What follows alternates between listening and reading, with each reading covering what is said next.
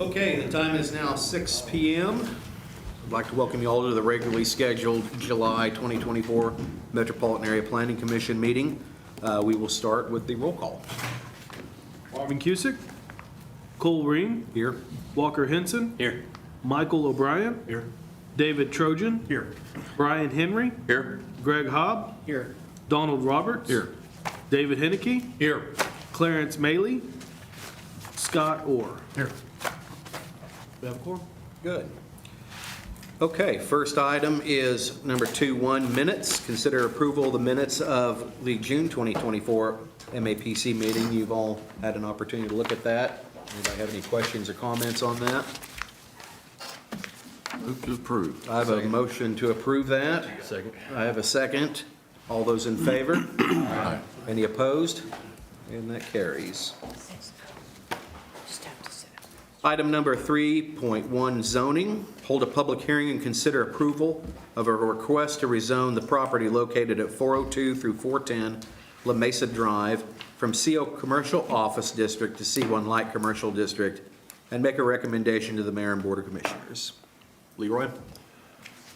I just always have to remember this works different than the one that we had. The middle one, is that the one that makes the pointer? Yes, The big one? no, it's the top one. There, it didn't do it the first time. I just put this drawing up to remind you the 4 lots that we're rezoning in case there were any questions on location. We did the notice in the paper, posted the property, and sent out the notices for property owners within 300 feet. We've not received any adverse feedback to date. And this is for their proposed use. This would be the appropriate zoning for C1 Light Commercial District. Be glad to ask questions. And I'll be glad to step aside in case anybody else wants to make any comments, since it is a public hearing. There is no one signed up to speak on this, but if you gentlemen have any questions or comments. What is the proposed use? Dance studio is the proposed use, but of course you have to remember when you rezone property, it can be used for anything that's listed as permitted use. Move the approval. I have a motion to approve. Second. I have a second. All those in favor? Aye. Any opposed? There are none. That carries. Item 4.1, use by review.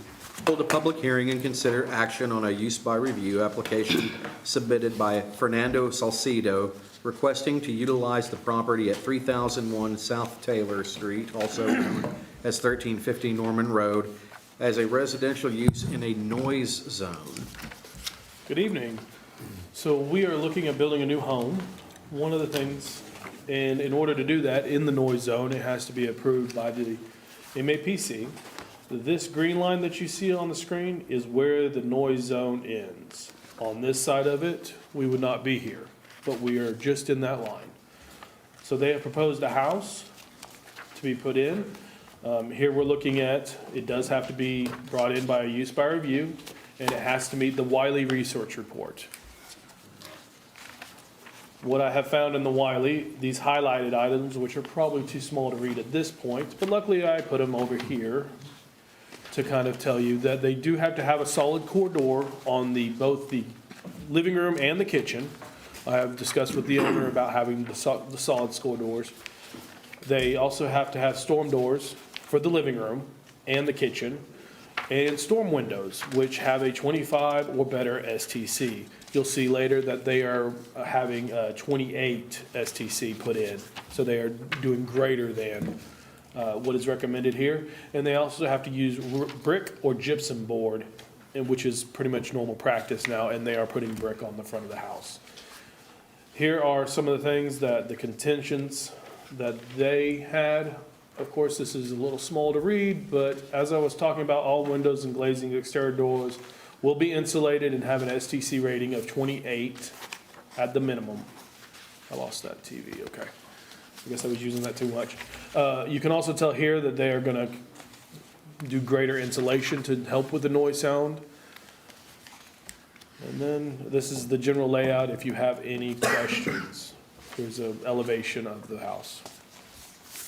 Who goes out and inspects as the building's being constructed to make sure all these, We will, this will be on Requirements are being our met. building, this is in the city, so it will be under the city's jurisdiction to inspect as we're being built. And these will be a part of my inspectors to see. And it might be worth noting, there are actually some newer homes in that area, probably built in the 20-teens, maybe 2008 or 2014, somewhere in there. So it's not, they're not asking, I don't think, to do anything unusual. looks like a nice home. So, The owner is here if you have any questions for him.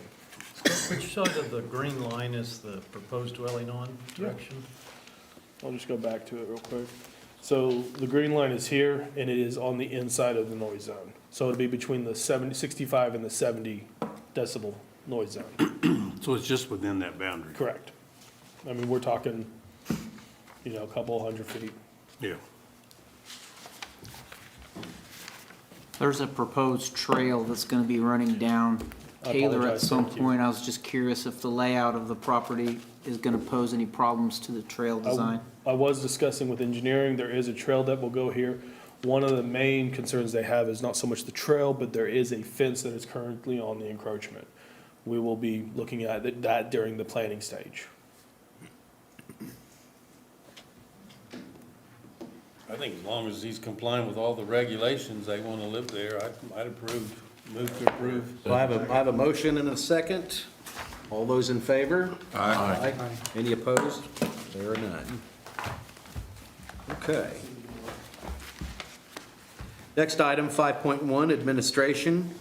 Conduct a study on an application for construction to place a 40-foot by 8-foot shipping container within the I-3 Heavy Industrial District at 4301 East Owen K. Garriott Road, and forward the findings to the mayor and board of commissioners. Leroy? On this one, this is a general location out on the highway. I don't know why.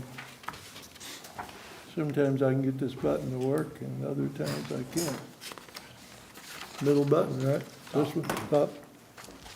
That's right. I used a different pointer for 8 years in Guthrie, and I have a hard time forgetting which buttons I push there versus here. This is a general location along the highway, and the property owner has submitted a couple of different alternatives that I put in your package as far as options. And I will have the owner or his representative come up and discuss those with you in just a minute. But he did propose at least a couple layout options of where he would propose to put it on the property. I put those in your packet. A little history. There was questions when this was on our last agenda on why in I-3 a container has to go through a study and then go to city council for approval. So we, with our city attorney's assistance, we went back, and if you look at the 1963 zoning ordinance for the county for I-3, it reads the same on what has to be studied, except for ours has container in it, but other than that, it's the same. And then in 2004, the property and buildings in I-3 industrial district may be used for any use except the following. Containers are not on that list, therefore by default, it's permitted use. So in 2004, it would have been a permitted use. Then in 2009, there was an ordinance adopted that provided a definition for containers and made containers a permitted use in C3, I1, I2, and the special use district. And by reference, because when you read our ordinance, a lot of times it says anything in this zone can be in this zone. By reference, their permitted uses in C2, C4, C3, ETS, in C3 general commercial. So they're pretty much a permitted use in any zoning except for I3. And then in 2015, our ordinance was adopted primarily based on the title to add impound lot as a use by review. And somewhere, it seems in that ordinance, container got stuck in the list of things that required a study. Now, when we're getting ready to do a study on containers, we may review that when we do that study to see if this should remain a item that requires study under I3, since it's a permitted use in many other zones that are more restrictive than typically than I3. But I think until we do that and amend the ordinance, we have to follow the current ordinance and do the study and then send it forward to the city council.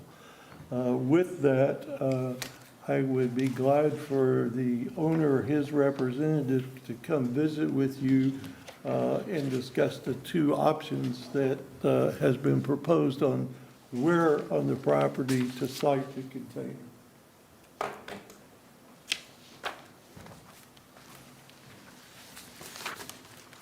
Good evening, folks. If you'll state your name for us. Oh, sorry.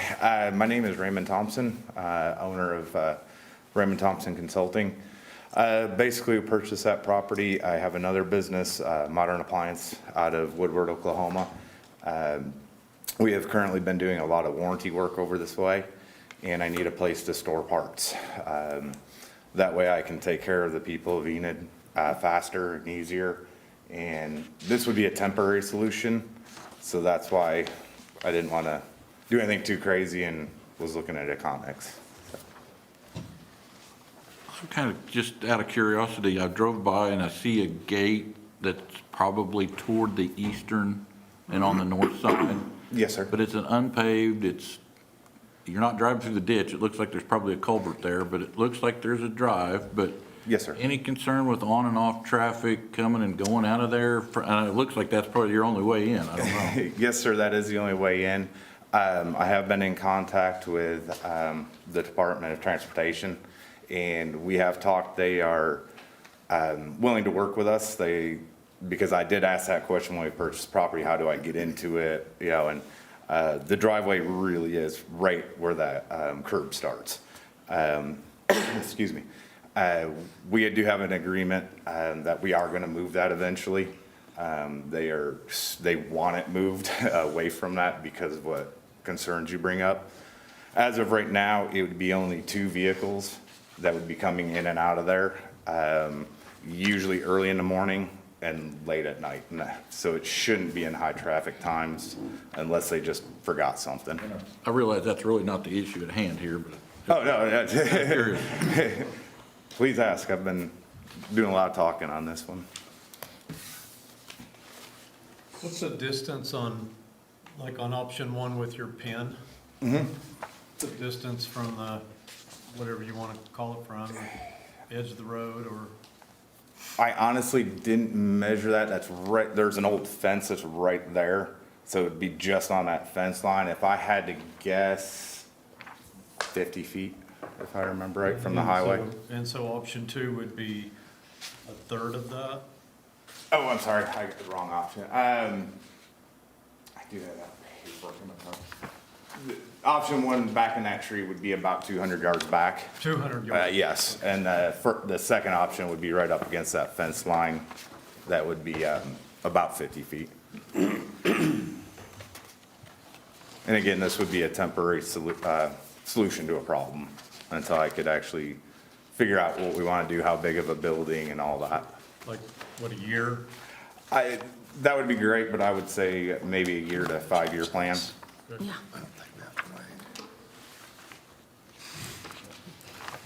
Mr. Thompson, I would just say we're grateful for the opportunity of you conducting business here in Enid. We want to make that workable, but we also want to be assured that we have the aesthetic appearance so that individuals, when they come into Enid, are able to visualize that we're a progressive city that controls the way in which we look. We just finished, and thank you for the eyesore. There's an eyesore that was across the other side of 412.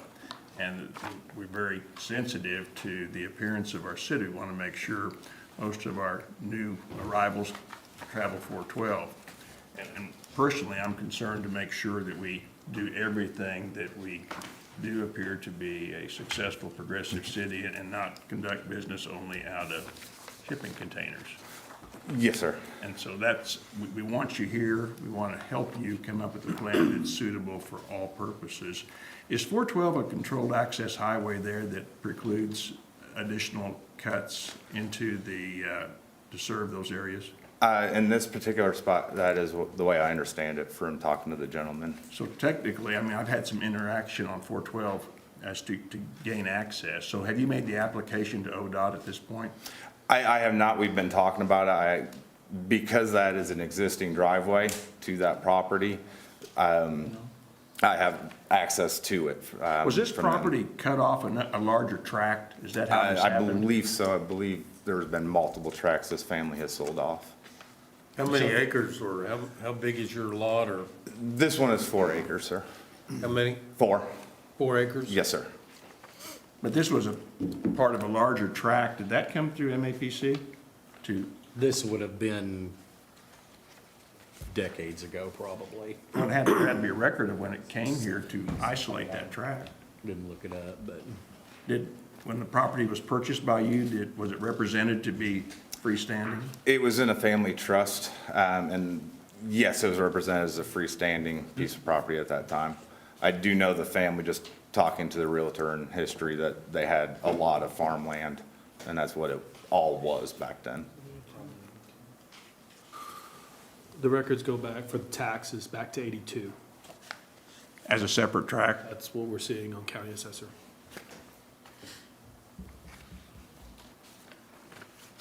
So without a designation as a controlled access point from ODOT, are we able to, we don't have any authority over what ODOT does so far as controlled access. Shouldn't that be in place before we utilize it in this fashion?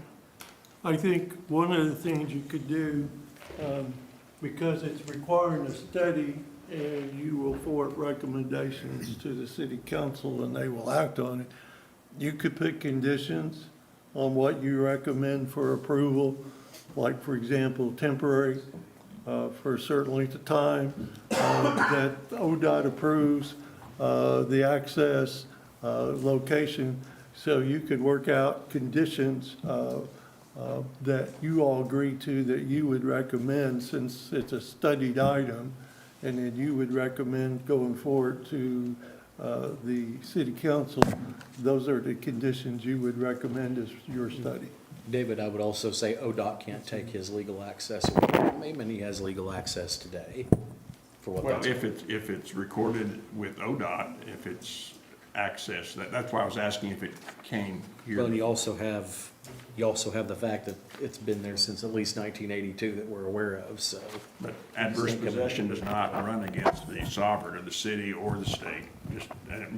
We're getting off into the weeds. David, you might want to comment about that. Not possible. Leroy, last time we talked about this, I think I asked about if one is approved and it goes through the whole process through city council and then we approve one container, can a second, a third, a fourth be dropped without approval? Did we chase that rabbit over the last couple of weeks?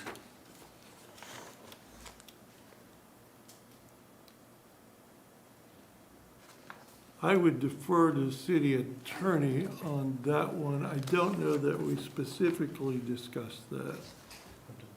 Hopefully, we would figure out what, I guess, until we've taken the study part out, then each container would have to come and be studied.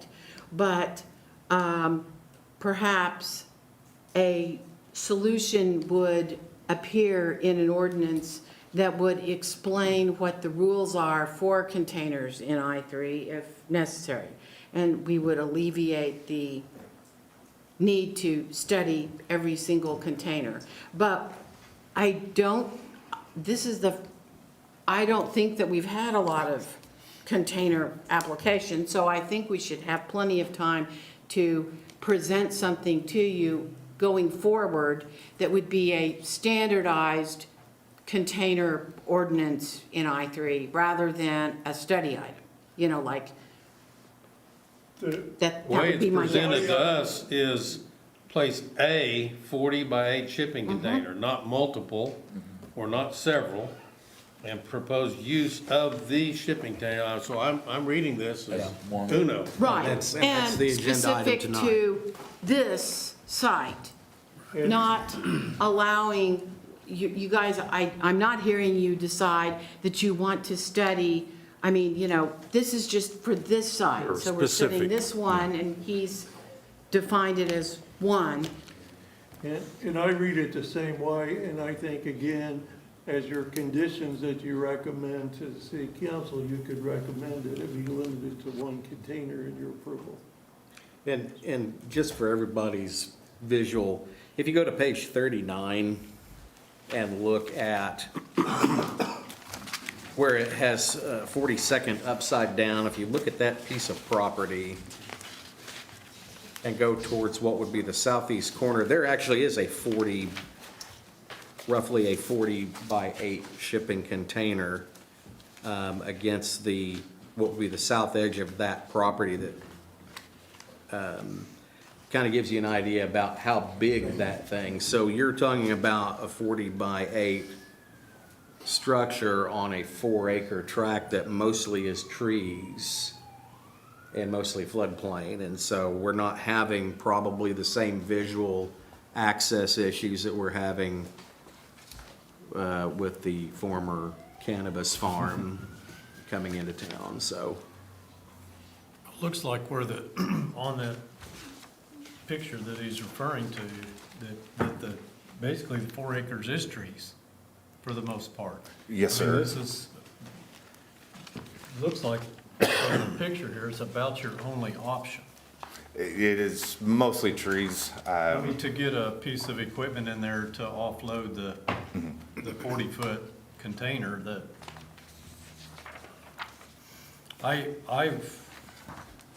option 2 to me is not an option. It's just, that's just right there on the road. If it's it's hard for me to tell from the pictures, but 200 yards is a fair ways off. So I think that if the commission here would consider anything, I would suggest option 1, the 200 yards, which would be south of the highway. Mr. Thompson, you believe timeframe-wise that this would be, when you first said a year, and then you said maybe, I believe you said 5. I'm curious about what the minimum number, the length of time in order for you to accomplish your business objective. A few things play into that. So my business thoughts are from 1 to 5, somewhere inside that. I haven't quite decided on what exactly, like, do I want to put in a retail store, a warehouse, like the whole 9 yards?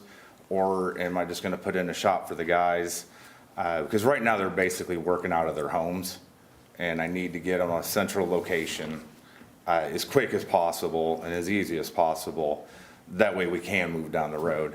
And to answer a couple of the questions that were just talked about, it would only be 1 container. I have no problem, sticking to that.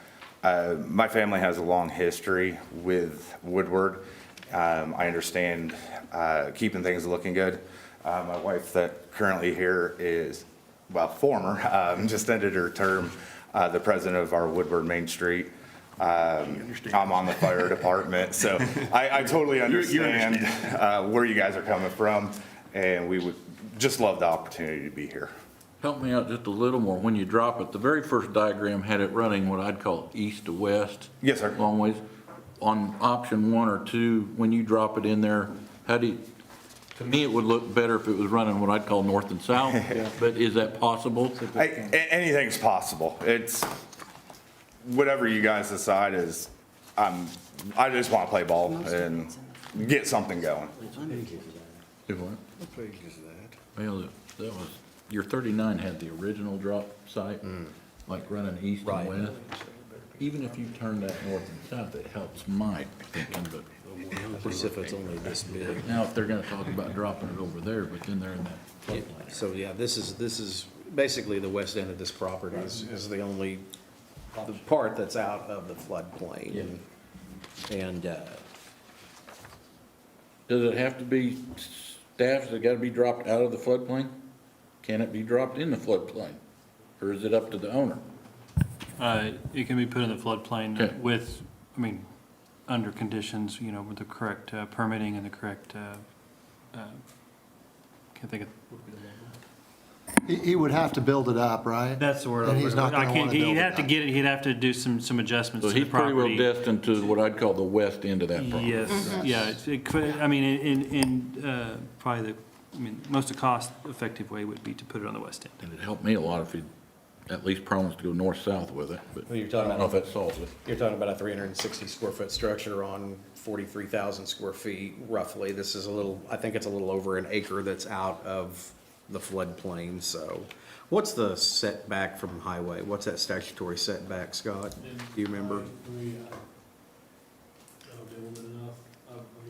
We can look it up.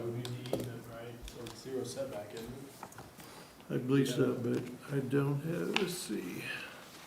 We could jump on the code and look it up.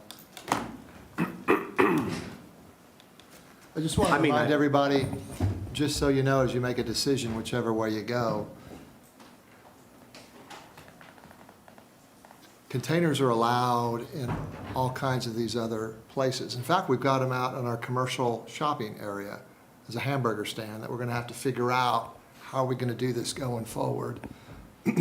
From our perspective, or at least my perspective, those are bigger challenges for us than something that's in heavy industrial. But I do understand, am sensitive to the way things look.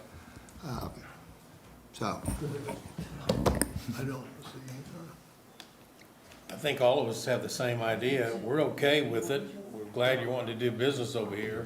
I think our idea is just making sure that it looks good. The best And it's that it not an can be. eyesore. That's correct. And so whether it be covered up, trees, fencing, or whatever, it's okay with me. And then as your people come in and they're not leaving trailers parked around and No, sir. it becomes ugly and it looks like a junkyard. No, sir. No, sir. And, nobody wants that, especially after we got rid of one junkyard. Yes, sir. Of course, we had ag versus I-3 too, so there's different criteria with I-3 in regard to what can require of, whether we're building a brand-new stick building or setting a container, there are some limitations.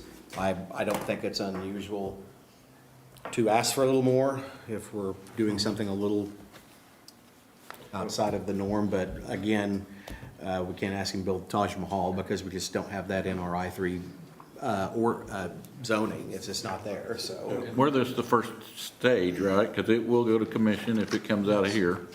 So this debate, argument, discussion will happen it again. will be studied at the There you next go. level. And like you said, we want to put some conditions with it, like David talked about. We can throw in some of those things and Mr. Thompson hopefully can review that with ODOT and whoever else needs to do, and ultimately you guys make the final. Well, I think he sounds like he's amenable to doing some of those things. So if you put a condition on to put it in lengthwise, so you don't see the broadside. Mr. Thompson, your wife's part of Main Street, she knows what kind of language we're looking for. Oh, yeah. So consequently, I think you can come up with a set of conditions of what we're thinking about, and I think that's a workable environment, so that it has aesthetic appeal.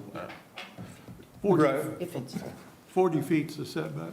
I do think farther, like you said, Commissioner, farther from the road is better, so that would probably be. And I think Don's point, if you couple that with option one and run it north and south on the and then take advantage of the cover that you have there as you've outlined. You've got some cover there with existing trees. Yes, sir. I think if you take advantage of that and maybe possibly use the side door facing the east, you might not ever see it. That's kind of my I thought, would is say if if we you push could it get back. it in there into the, what would that be, the southwest corner, that's where I'd like to see it dropped. Where that pin is on option one. Okay. 200 yards. And I would say there are enough trees that you would never notice this thing if you're heading west into Enid. I don't You'd think never so. see it, Yeah. and you would never see around the other businesses that are on 42nd. So I think with those conditions coupled with maybe David's ODOT thing, I think that would work for us. Yeah, I agree. The only piece that I want to bring up to consider is that we're making the assumption that those trees are always going to be there.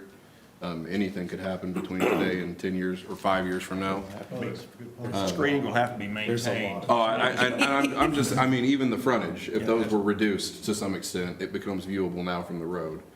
The only thing that I was going to even suggest was, would it be more reasonable to ask if we approved that condition, the north and south, and that at all times it met the city's screening requirements, like in a site plan?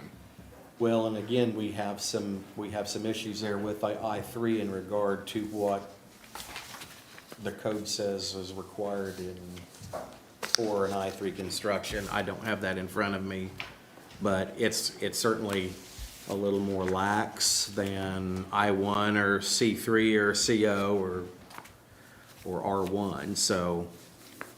If it was the lot to the immediate west, would we be having this conversation? Is it zoned identically, or is it zoned differently? It has access off. To the west. Well, but I mean, but would, if the landowner to the immediate west wanted to drop a container, It are is they not. zoned the same and they would be required? No, it's not I-3. It's not I-3, so they could drop anytime they wanted. It's I-2. Well, and didn't you already say that there These was are already one? allowed in I-1. Just to the west. We do. There's, Yeah. yeah, we have Yeah. shipping containers and tractor trailers within 300 or 400 feet of this property already. Yeah, the property to the west is a wireline company. Got a and they wireline have company. Quite a bit of stuff. Stan's rolls Asphalt and Company things like is that. to the south of that. Well, I think I'd like to make a motion to approve as long as one of the conditions met is that it's north and south and consistent with option number, was it 1? Yes. Could I ask a question of Leroy?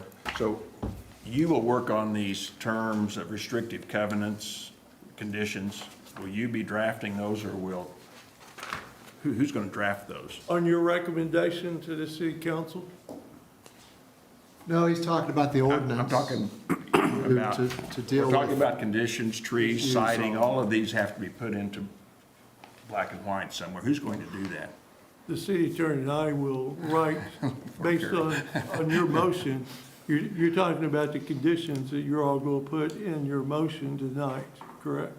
I'm asking that so that those could be specified or to be Based provided on- back for review. Based on your motion, city attorney and I will record that and put it in what goes forward to the city council. So option 1, the screening. no, North, not the south. screening, north-south. North-south. North-south. Option 1, setback from the highway. Screening maintains Maintained. its existence and approved ODOT access at some point. I do have an email from ODOT about You're that. good. I'll put some together here. I will second if you can put that all together. Okay. So Scott and I are going to work together on this. And is it temporary or, Oh, I didn't even consider that. Well, I mean, we're talking about a lot of these What is temporary? aspects that need to be included, well, and he temporary is talked something. that he needs 5 years. After 5 years, does it come back to this, or is it just? Well, after 5 years, he'd need to After put in a 5 years, we building will or probably have remove changed the the ordinance. container. So it could be approved by right at that point. Yes. Could be. It could be here forever. I mean, it could be here 30. We 40 want to years. be, They just made it sound as if we could put that 5-year consideration on it. Well, then now you're trying to predict the economy, you're trying to predict, we're trying to write something that's a bit more detail-oriented than what that motion has in, is what the point that I'm making. well, and It seems to me I'm that we making need to notes, be- but again, we're still in I-3 and we're putting a lot of extra things on which he's willing to do, but we still need to be careful to stay within. We open Pandora's box on the next I-3 thing that comes up, so I understand you want some screening Well, I think they're. and maintain the screening, correct? ODOT. Maintain existing ODOT screening or access. similar screening if for some reason a tornado takes Yeah, all right, the trees. Right, approval, subject to ODOT approval. So right now I have option one, the setting north-south and maintain an evergreen setting. And And the ODOT property will be access. maintained in accordance with the zoning, and I'm sure you'll do that based upon, I see your wife back there, she's not gonna let you do Well, it. and this is in the city limits, and Right. so it is under the jurisdiction of code enforcement that the property is maintained. We're not gonna have 6-foot tall grass and whatnot there, so. We But at a certainly know minimum- how to send out letters about nuisances and get them removed. At a minimum, this gets you to the next level. And then they can add conditions as well if they'd like, right? Or remove, either way. Yeah. So.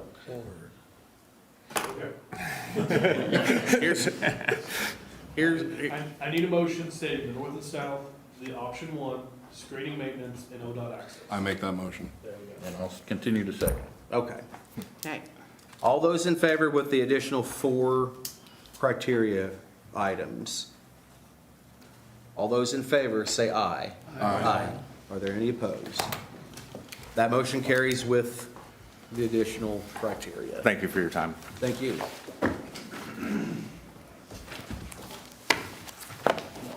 And while we're in the mood, item number 2, hold a public hearing on proposed zoning regulation amendments in regard to manufactured housing as listed herein and make a recommendation to the mayor and board of commissioners.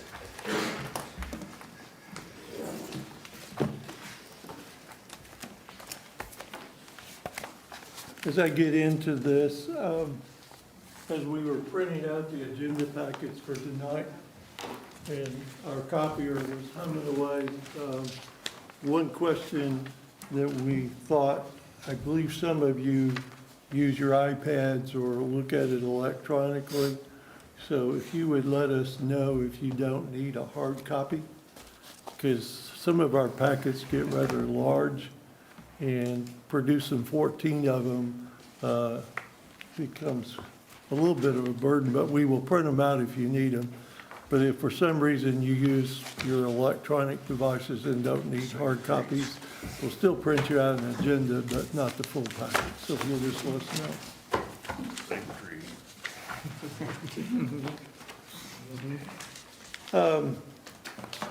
So now we're going to talk about manufactured housing. And this exercise has 3 purposes. We want to encourage infill development on underused or vacant lots that are already served by existing infrastructure, water, sewer, and streets. And then we want to expand suitable and economic housing opportunities. I replaced the word affordable because that's a hard word to define anymore. And then thirdly, we want to maintain a balance between expanding economic housing opportunities and retaining the residential building design elements important to the appearance of a traditional neighborhood. Every feature that you add from a architectural feature, whether it be the skirting or have the siding match the other neighborhood, has a cost to it. And each one of those also makes it look more like a traditional neighborhood. And somewhere we hope we can strike a balance between those to introduce manufactured homes to at least 3 different areas, but do it in a way that maintains the traditional appearance of those neighborhoods. So that's part of our mission. The presentation topics tonight are, we had a meeting with the Manufactured Housing Association of Oklahoma, and so we'll talk about that for a minute. Manufactured home versus modular homes, and then definitions. And then there's a state statute that sets some limits on architectural features that you could require on manufactured homes, unless they're in certain areas, like an overlay district, and we'll go over that state statute. And then options on building design elements to incorporate into residential manufactured homes. We started out with 3 criteria, 24-foot wide minimum, that it faces, the front door faces the street, and that it has a permanent concrete foundation. What we will be going over with you tonight is some additional features that are required in Oklahoma City, Ardmore, and then some that were recommended by the Manufactured Home Association themselves. Perspective, just, I'm going to show you a map. We're not including the entire town. It is a limited area that we're talking about. Then we have an area, Webster Park area, that we want to visit about, that would be an overlay district over areas currently zoned R4, and it will be a designated area. And then we want to talk about a proposal for an area in Southern Heights that's zoned R2 that would have a residential manufactured housing overlay district. One difference between the one in Webster Park area that's R4, in that area, they would be a permitted use. In the Southern Heights area, it would be on a case-by-case basis in a use by review. And then thirdly, an R4, R4A infill residential plan unit development that would allow a plan unit development either for a single lot or multiple lots anywhere that's zoned R4, R4A. And then we want to talk about next steps on manufactured homes, and then maybe just briefly talk about future studies that we're looking at doing so that you can be aware of those.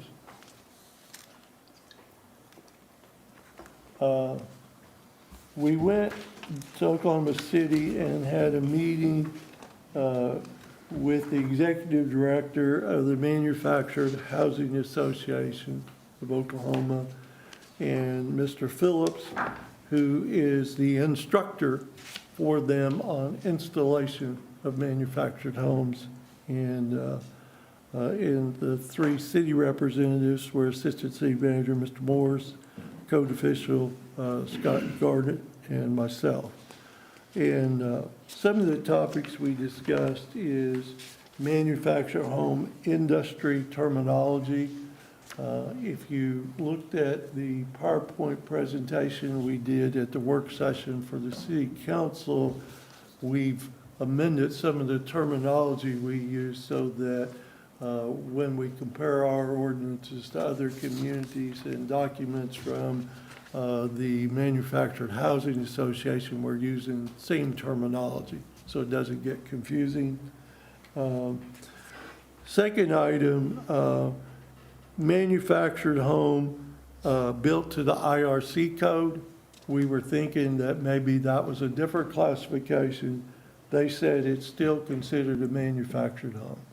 So a rose, by any other names, is still a rose. So a manufactured home, whether it meets the HUD code or whether it's upgraded or changed to meet the IRC code, it is still a manufactured home and would follow the requirements of a manufactured home. Then the other thing that pleased me when we visited with them is we're very interested in protecting the traditional neighborhood appearance in these areas, but allowing infill development. The same attitude was expressed by the Manufactured Home Association. They also don't want manufactured homes going into neighborhoods and not being accepted and not looking good because it hurts their industry. And so they're very supportive of adding architectural features to a manufactured home, and the term they use is they call it a residential manufactured home when it has those added features. So they were very supportive of that. And so I was pleased with their thought process on that. We're not going to spend a lot of time on the difference between manufactured home and modular home. But manufactured homes, the biggest difference is they are on a permanent chassis. They're designed to be used as a dwelling with or without a permanent foundation. And they're constructed to either meet the HUD code or the IRC code. Modular homes are not built on a chassis. They're intended to be located only upon a permanent foundation and constructed to meet the IRC International Residential Code. A modular home today can go anywhere a stick-built or site-built home could go. So we're not going to spend a lot of time on those because they're already accepted. So we're going to concentrate our discussion on manufactured homes. So we're dealing with 4 definitions: mobile home, which we'll get into, manufactured home, and then the residential manufactured home, the ones that have the additional architectural features to make them fit into a traditional neighborhood, and then modular homes. I won't spend a lot of time because it's in your packet, but a mobile home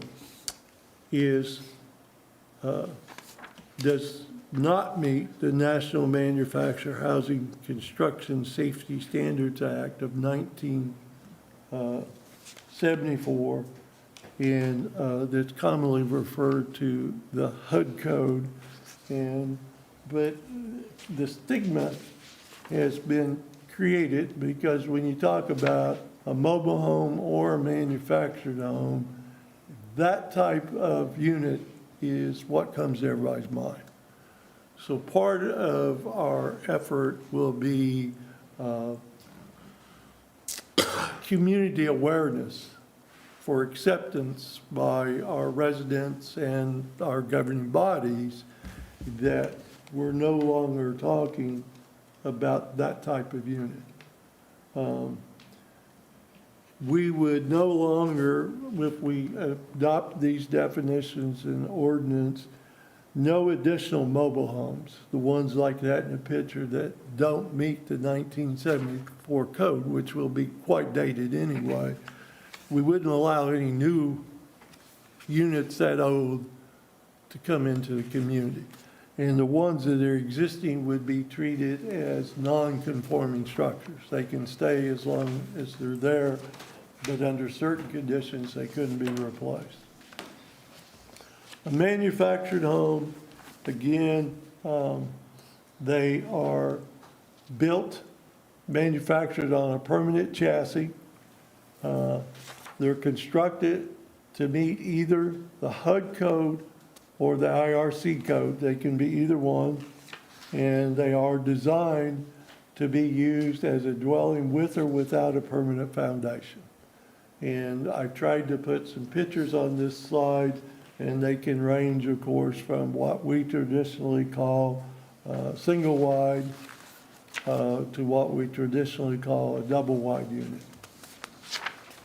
The residential manufactured home, and we used the term enhanced in our earlier, but since everybody else has kind of adopted the residential term for those that have additional features that make them more like a traditional neighborhood.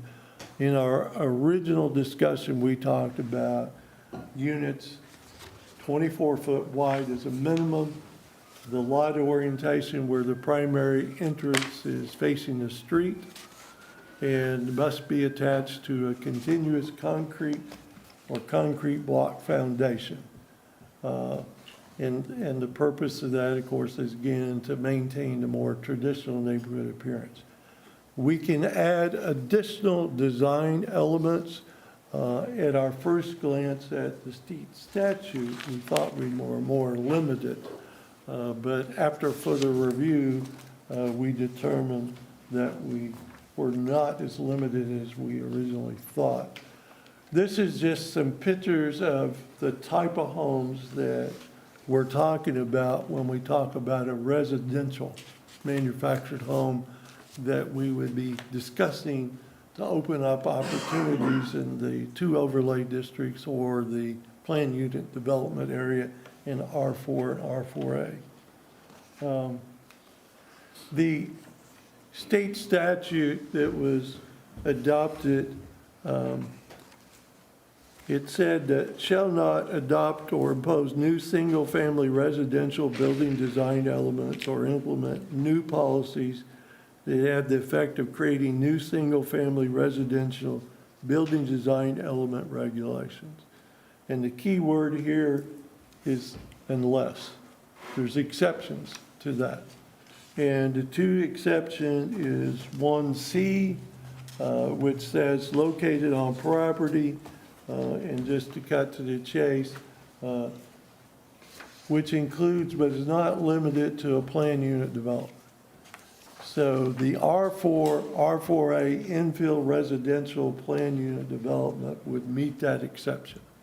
So we can add architectural elements that we think are necessary to a manufactured home to make them more conducive to maintaining the appearance of the neighborhood. Under 1F, the exception has an exception that an overlay district. So the Webster Park Area 4A residential manufactured housing overlay district and the Southern Heights R2 residential overlay district would meet that exception. So we're not limited to the type of architectural features that we want to have. Our only limit is consideration of the balance between cost versus appearance.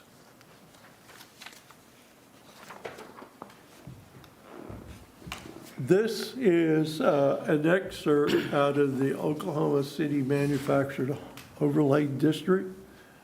And staff could go through this and come up with a list of recommendations, and we may be charged to do that or asked to do that. But I thought first, you might want to see what some other communities have done. And if you look at Oklahoma City, they have the 24 feet, which we've already proposed, but they also have on the exterior veneer material must be compatible with at least 50% of the existing homes on the block face that is going in. The roof of each home must be gable or hip top with at least a Class C shingle. The roof of each home must meet a minimum 3 to 12 slope. Those are additional things that we could consider to our definition of taking a manufactured home and upgrading it to what we're now calling a new class residential manufactured home that could go into overlay districts. Each home must have a continuous concrete or concrete block foundation. We already have that. Ardmore, I won't go through all those. I noticed in E on Ardmore incorporates porch siding and roofing materials customarily used on site-built homes within the city of Ardmore. In some of the others, they have, of course, again, permanent foundation. They require theirs to be constructed without a permanent hitch or other device allowing the transport, a double-pitched roof, and then they also have a requirement on minimum floor area of 960 square feet and a minimum ceiling height of 7 feet. So that's some of the difference between Oklahoma City and Ardmore. The next one is, these were put together by the manufacturer housing associations themselves as they work with cities to try to do some of the same things we're doing. Must have a building permit. Of course, they would have to have that here anyway. Each manufactured building on an individual lot shall be occupied only as a single-family dwelling.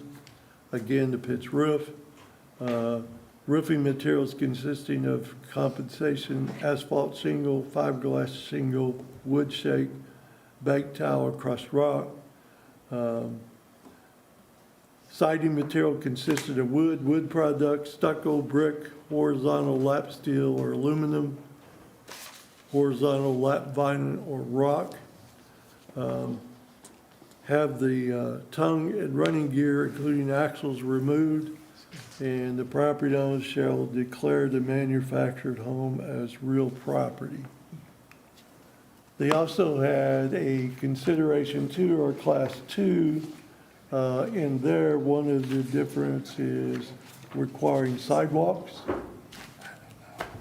and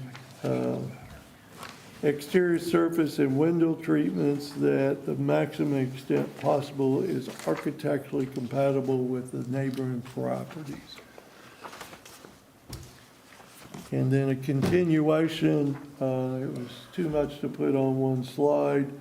One of the additional ones they had was a permanent set of steps, and they recommend not allowing wood steps, that they be either concrete or metal.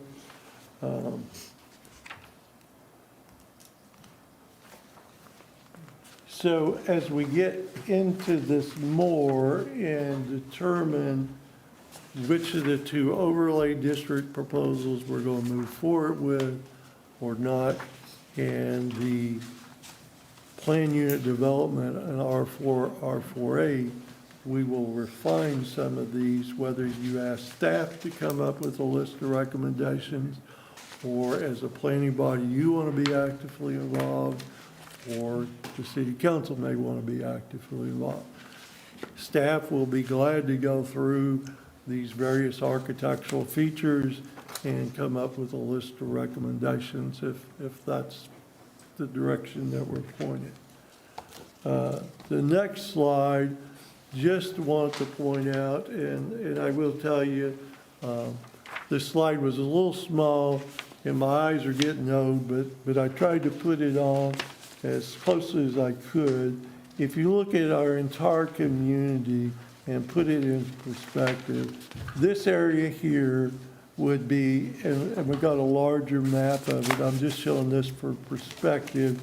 This would be the Webster Park area R4 overlay district. And then this would roughly be where Southern Heights R2 overlay district.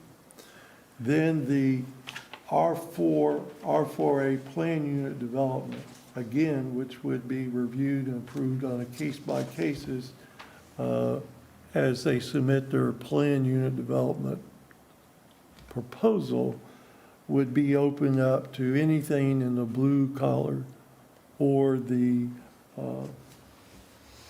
red. And there's not much R4A, but there's some R4A in our community. So again, just want to provide some perspective. We're not proposing to open this up to the entire community. So I think the term I used the first time is not go too far too fast. I've had that repeated to me a few times since then. But again, I don't think we want to go so far that we get past the acceptance of our governing body or the residents of our community in trying to open this up. The first area that we proposed was to create an R4 overlay district where residential manufactured homes are designated as a permitted use. So you wouldn't have to do anything but come get your building permit. You wouldn't have to go through any review process in this area. And it would have to meet the 3 criteria in addition to being a manufactured home, 24 feet in minimum width, entrance facing the street, a continuous concrete or concrete block foundation, and then whatever additional architectural features we add. Again, we put some pictures on there to symbolize the type of units we're talking about. And the Webster Park area, to give you a better perspective, is roughly bound by Cherry Avenue and Birch Avenue on the north, 26th Street as it meanders through and carves out the R4 zoning area, North 26th, North 28th, and 30th Street as you go down the east side, and then Randolph on the south, and then we carved out the R4 area that's roughly Randolph, Maple Avenue, and Oak Avenue back over to 16th Street. So that area is all currently zoned R4, and we targeted that for consideration of an area for the Webster Park overlay district where you could put a manufactured home that has the architectural features to be classified as a residential manufactured home in as a permitted use. And we would amend our ordinances to create the overlay district, and I put a draft ordinance in your packet. The Southern Heights R2 residential manufactured housing. Again, this is creation of an R2 overlay district where residential manufactured homes that have those architectural features that we're talking about, but because it's R2 zoning, it would be a use by review rather than a permitted use. So if you wanted to put one on a piece of property in this overlay district, you'd have to go through the use by review process. And again, the boundaries of what we have proposed, and they can be modified, but we worked with State Avenue on the north, 7th Street on the east, France Avenue on the south, and 3rd Street on the west. Again, these are areas where we felt there was infill potential to take advantage of infrastructure already there, and also recognizing the fact of economics in both this and the other overlay district. The economics are probably not there that somebody's going to go on an individual lot in either one of these overlay districts and build a $400,000 home. If you're going to have infill development, homes similar to these residential manufactured homes probably make more sense from an investment standpoint than a $400,000 home. The R4 overlay district, city attorney was the primary author on this one, and she may chip in comments on this one. So right now, if you develop a PUD, if it involves, and we'll have to go through our ordinances and take out it where it says mobile home, but a manufactured home PUD can only be in R3 and R6. You can't do a PUD that involves a manufactured home in any of the other zoning districts. And what this will do is open it up so that now you could do a PUD that includes manufactured homes in R4 and R4A zoning areas. And a PUD would have to go through a approval process similar to the PUD we have now, but a more simplified process because we're talking about small areas and even individual lots. So we've made it less burdensome, and there may be some opportunities to even reduce that burden to some as we explore it further. This can be individual lots, it can be multiple lots, and here it doesn't, because it goes through a review and approval process, does not have to necessarily meet what we call the residential manufactured unit that has all the additional. You could do a PUD proposal on single wides. And To give you an idea,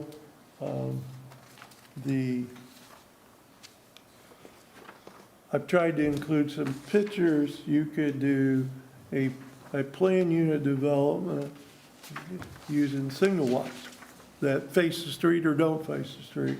You could do double wides, one lot at a time, or you could do a half a block, or you could do half a block of what we traditionally call single wides. We think that if you do more than a half a block, then you probably ought to fall back under the normal PUD process, more involved, because it's more like a subdivision at that point. But again, we're refining that. The existing ordinance limit where manufactured homes can go. If we adopt these, we'll have to amend Title IX to add where manufactured homes can go into the Southern Heights R2 overlay district, the Webster Park R4 overlay district, and the R4A PUD plan unit development. So we'll have to add those to Title IX as locations where manufactured homes can take place.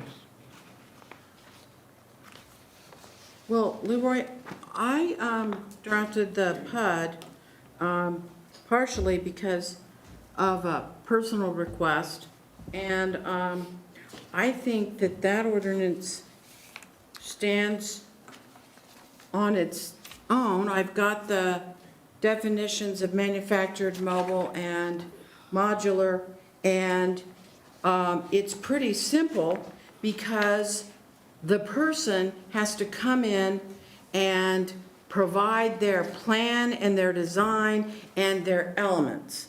So the idea was that the burden is on the PUD person to convince you all that it's a good idea, and if they don't, you say no.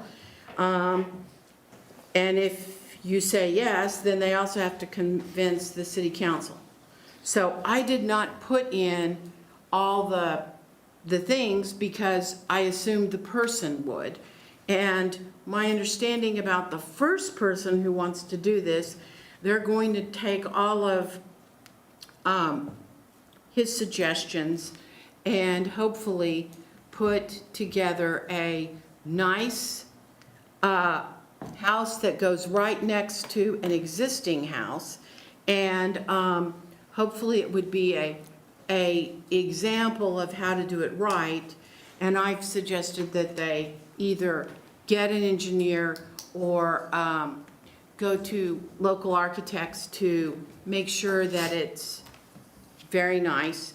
And they are already in the neighborhood and probably have already talked to the neighbors. So I think that it's probably going to be okay. And I would concur with city attorney's remarks, and I would add to it, all three of these proposals are standalone. So it's kind of like a cafeteria plan. You could do the R2 overlay district in Southern Heights or not. It's a standalone ordinance. You could do the Webster Park area R4 residential overlay district. Again, it's standalone or not do it, but it doesn't keep you from doing the others if you rule one out. And again, R4 is standalone. The only thing that I would strongly recommend is that we update our definitions. I think we really need to update our definitions. And then I think it's up to the Planning Commission recommendation and action by our governing body as to whether they want to implement the two overlay districts or the PUD as proposed by the city attorney, or none of them or part of them. They've been prepared as separate ordinances and can stand alone as far as documents you could adopt. The next slide, I meant to print these out. They're in your packet, but we're really not adding manufactured homes, but just a very few areas. The overlay districts, and then in the R4 and R4A areas where we're proposing a PUD. Next steps, based on your input, we will take this forward. There is a public hearing scheduled on August 6th before the governing body, the city council, mayor and board of commissioners. We are also going to present this again tomorrow night at the study session to give them some of your immediate feedback and continue our refinement of this action plan. And before I stop for questions and discussion, comments from others, just point out some of the future studies that we plan to undertake is looking at shipping containers, both from a retail shipping container standpoint for food vendors and retail. And then there's a lot of proposals to use shipping containers for residential.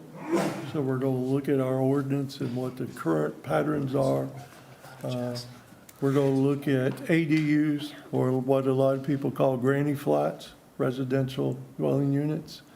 And then we're seeing more and more, especially in communities that are tourist-oriented, accessory units being used as commercial units, where people can have a small commercial unit tied to an existing structure, but they don't have to invest all their life savings to get into a business. They can try their business plan with a smaller investment. We're going to look at that. Parking guidelines, a lot of communities, I think Norman was probably the first one that did away with all of their parking guidelines. I don't know we're ready to go there, but I don't know that we need enough parking for Thanksgiving Day at every store we have either. So we're going to look at the parking guidelines. Maybe some of our categories need to be broadened out to be more compatible with the type of businesses we see today.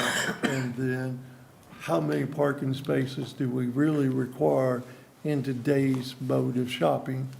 And then lastly, it's probably time to look at our entire Title 11 zoning ordinance and update it as well. So those are some of the themes that we'll be looking at over the next several months. With that, I know we probably have some people that want to make comments, but also I'd be glad to entertain questions from the Planning Commission. We do have one individual signed up to speak, David Ritchie. If you'd like to say anything. Oh, yeah.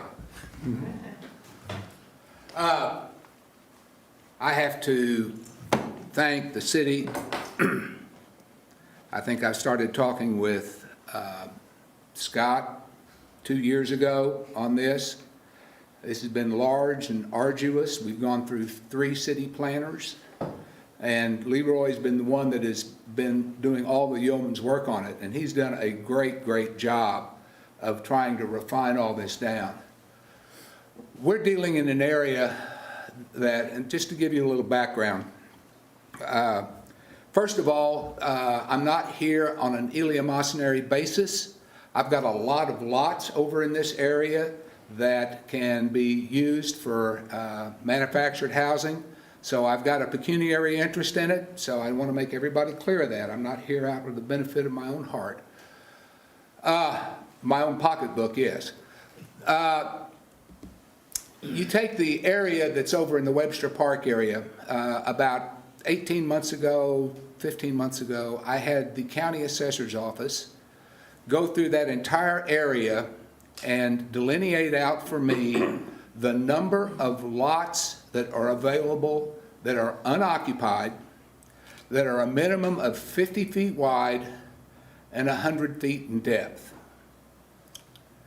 Do any of you all have any idea in that Webster Park area how many lots meet that criteria? There's about 120. Now, if you've got 120 buildable lots in an area that is producing no revenue and is probably costing your city to go out and have them mowed, it's basically useless, quite honestly. Manufactured housing is not allowed over there. Manufactured housing is now basically the workforce housing for most of the cities that you're looking at. You take a stick-built house, 1,300 square feet, it's going to cost you somewhere between $220,000 and $250,000 to get it built. That's the prices today. It's not cheap. You've got very, very few people, quote, that are salaried workforce that can afford that kind of a house. Secondly, you can look at manufactured housing today that you can get the same size house under the provisions that the city is putting forth that's going to cost $100,000 to $120,000 or less per house. Now you're pushing it down to whereby a lot of people can afford those payments and are willing to look at making those payments.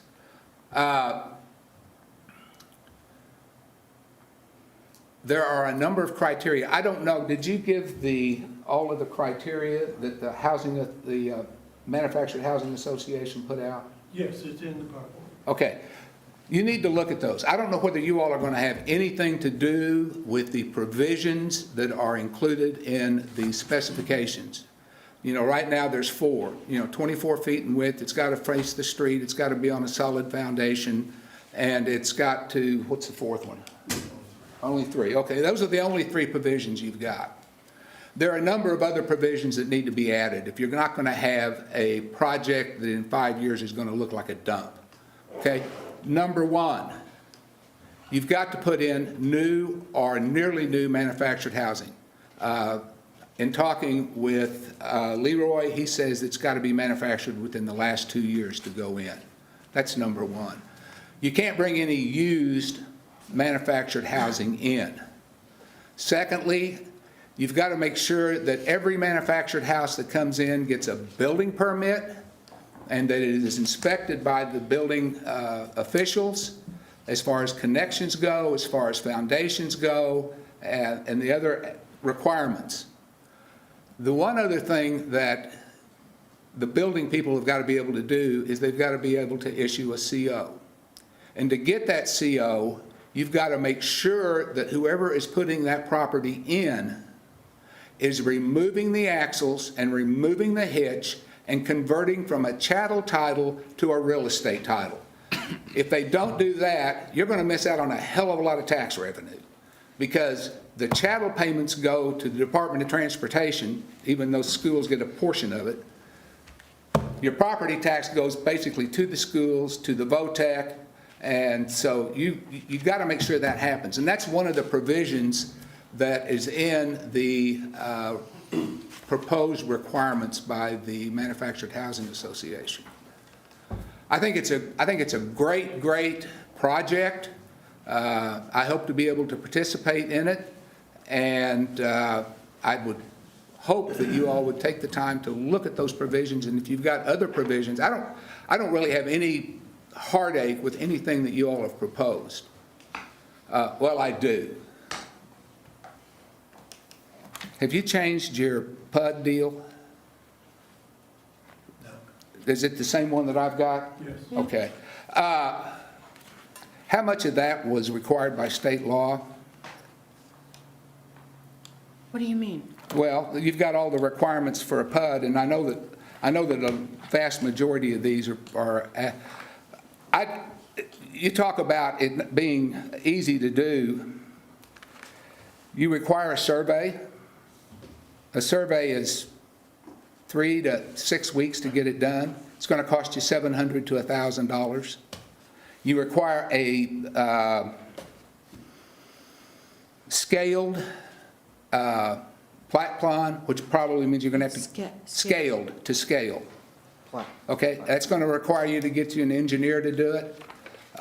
There's a lot of provisions in here that just, and this all has to be done before you make an application. Okay, they're gonna, I have that they're gonna do a site development plan and a building permit, and they're gonna show the design and the plan, and in this instance, they would need to get their driveway done. But it's already platted, and, I mean, there's already a lot.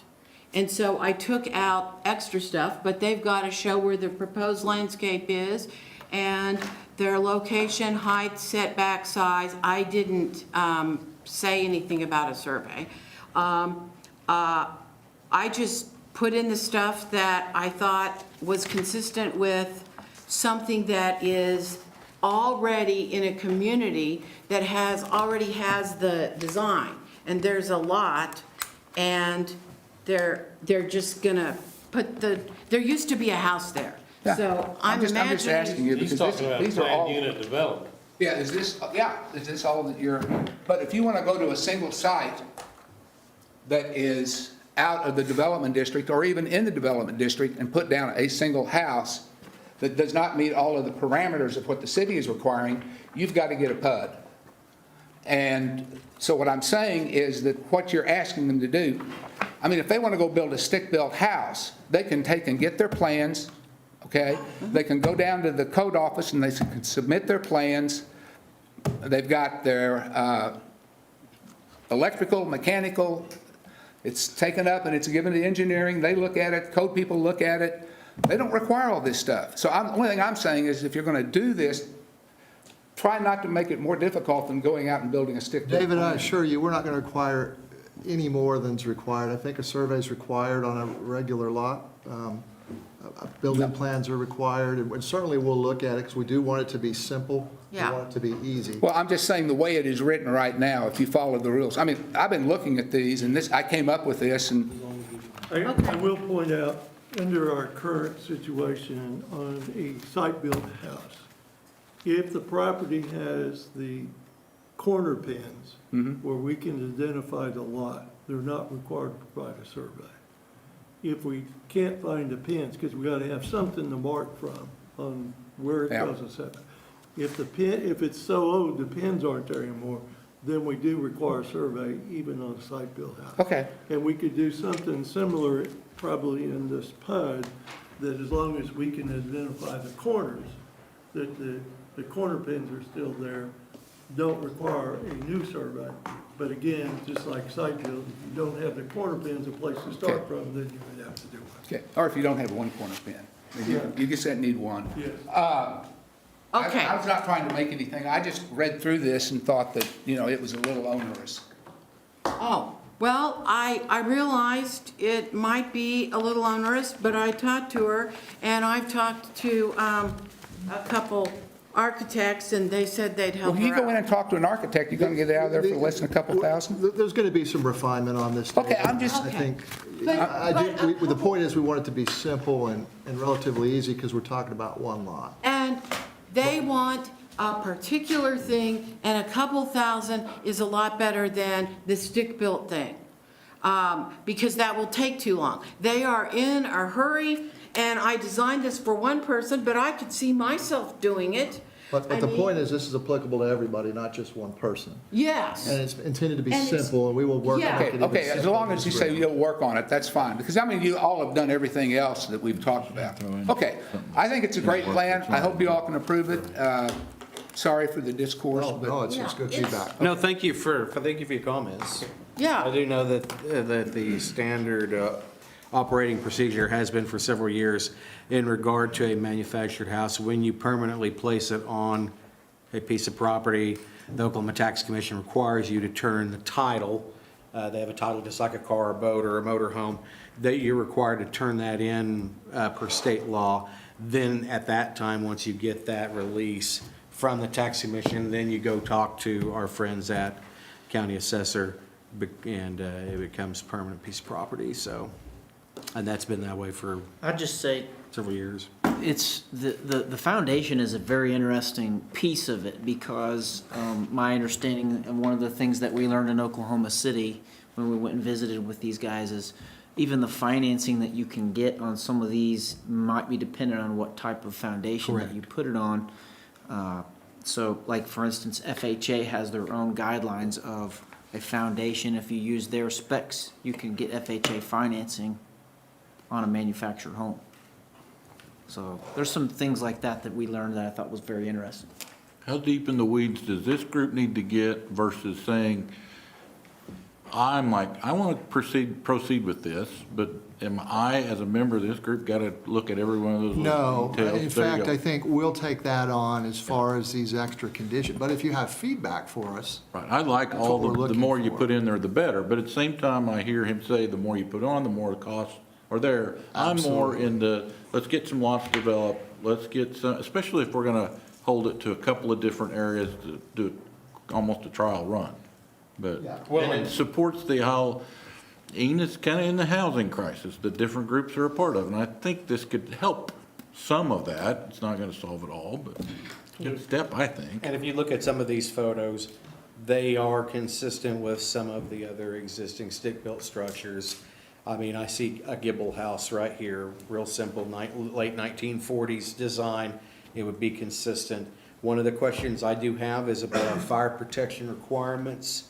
I mean, we do have a whole basically manufactured housing neighborhood already in existence in the Midway Addition north of Willow, and we can't build anything there because we don't have stringent enough water supply to Okay. build new You're structures. not talking about the individual structures, you're talking about the supply of water to fight fires. So when I go to build anything, whether I'm building an 8x8 Lowe's screw-together storage building or I'm building a brand-new mansion, one of the requirements for my building permit is to make sure that the public water supply, or if I'm in the city limits and I'm on a well and whatever, but generally if I'm in an area with municipal water supply, based on the construction style of whatever it is, a storage building, a commercial building, a house, there has to be enough water pressure there based on the fire department's formula. They have a formula, I don't even understand it, I just make phone calls and ask them. But if we're talking about some of these older areas, water, the fire, this is a big deal, because if we're talking about building brand-new structures or bringing brand-new structures in, if we're doing overlays and things, have we looked into how good the hydrant pressures We are? can visit, we have not, that's a good Okay. point.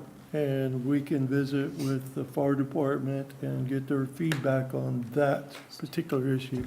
I just want to distinguish, you weren't talking about the construction of the unit, you were talking about the water supply for fighting fires. Well, and that's correct, yes, I Yeah. mean, certainly, I'm not talking about the pressure at the Yes, sink. yes. If I want to build anything in On the the city of public Enid, side. if it is required to be connected to a public municipal water, there has to be a certain amount of flow from the nearest fire hydrant based on the fire department's formula of construction, whether it's metal, We wood. will specifically ask the fire department to look at the two overlay districts and give us some kind of feedback in a report form on where we're at as far as fire service, supply of water in those two areas. Because I'm all for being able to plug in and fill up. I was going to guess 100 lots, David, in Webster Park, so I was pretty close, but issues infilling with a similar like kind structure, whether it comes in on an axle or not, so. Leroy, have you looked at other communities other than Ardmore, Oklahoma City, and more of the communities you looked at? I suggest you go out to those type peer communities that look at redevelopment of utilizing these types of structures and see how it's proceeding and indicate where they may be. I'd like to look at some of these, see how it's actually materialized and what actually happened to the communities. Great idea. We need the facilities, we need homes. When we were in Oklahoma City and visit with the Oklahoma Manufacturer Association. She actually drove us by some of the lots that they had manufactured homes mixed in with modular units in a trial area in Oklahoma City that had been there, I think, roughly 15, 20 years. And they had maintained their appearance and fit in. Some of them look better than the modular homes that were in the same neighborhood. But yes, we're willing to do additional research. We're willing to refine the architectural features that we think should be on there. One opportunity, or I guess option, if you all like this concept and you want us to do the research and come out with a final plan, would be potentially to recommend to the city council that you all endorse the concepts of the 2 overlay districts and the PUD or whatever combination, and you requested the planning or the city staff to refine the proposal for final consideration. Let them do the legwork. Either there or you're gonna go to a committee, put in more hours. I know you want to be on another committee. I say move it on. Well, I would just one last time say, we've got someone who wants to do it, and I don't know if it will be too expensive and too complicated, but it is, I would like to see it recommended for approval with modifications, so that they can get, so that if the city council wants to help this one family, they can. It needs to be written so it helps multiples, but I Yes. understand what you're saying. But Yes. isn't this, our agenda items hold a public hearing, propose zoning regulations amendments regarding manufactured housing is listed herein, and make a recommendation to the mayor and board of commissioners. I'm not trying to be combative, Yes. but isn't that an entirely separate item, similar to our gentleman who's wanting to use a shipping container for a storage building, and we've had some conversation about the zoning and. Well, I think we The noticed, PUD is part of the 5 proposals, Yeah. right? Yes. What page is that on? The, 86 through 123, or 86 through 91. the ordinance is included in the package. Yeah, so you could recommend it. I just know that they are, we've been talking to them for months. But I actually think it might be used by individuals that don't want to wait for a whole block.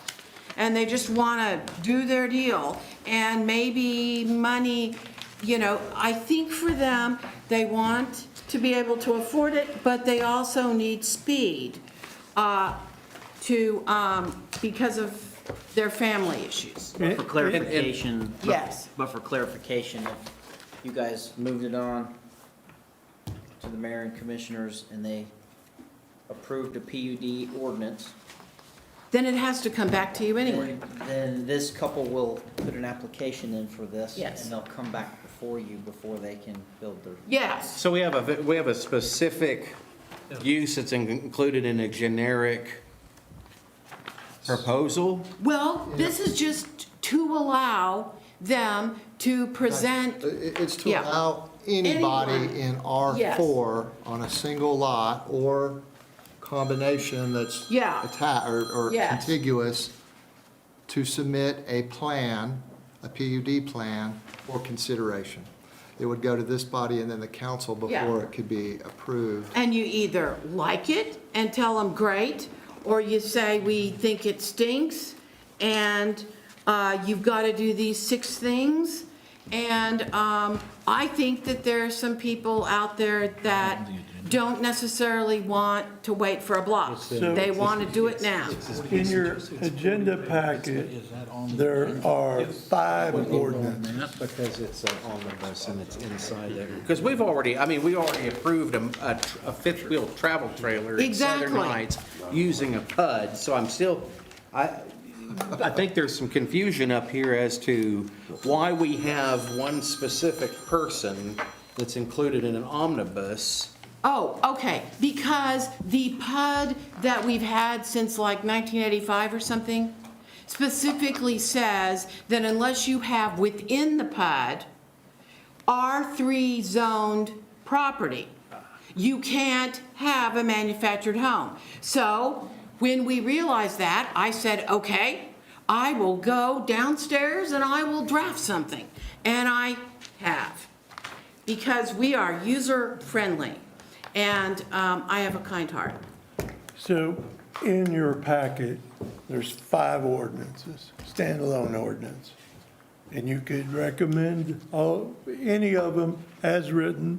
You could recommend them with recommending staff make modifications. Are they still required to go through the regular process like everybody else is and Okay. come to us with their packet? Absolutely. Okay, that answers that question. Yes.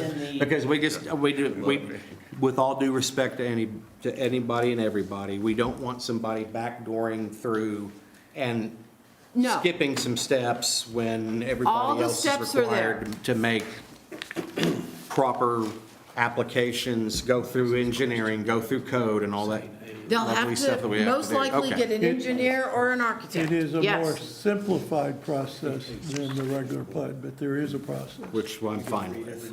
Okay. Okay, that, is everybody a little clear on that?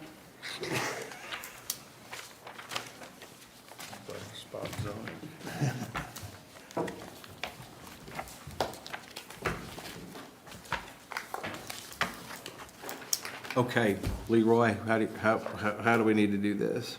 Well, you can do them individually, or you can do them as a group.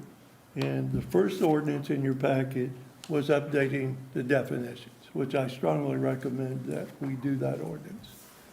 Let me And just it's cut to the a chase. I'm just gonna say, I move that we approve all 5 proposed ordinances, Okay, subject to all the other requirements that are gonna be required for the city to put together for individual PUDs and submit it to the city council later, all 5. One motion. I have a motion to approve all 5 items. I have a second. Yes. Ready to vote? All those in favor? Aye. Any opposed? There are none, so that carries. thank you. Thank you very And much. now you can go to work, Carol. Okay, thank you. I got a motion to adjourn. Do I have a second? Second. I have a second. All those in favor? Aye. Aye. He made the motion. Don made the motion. You'll be here. Leroy, we just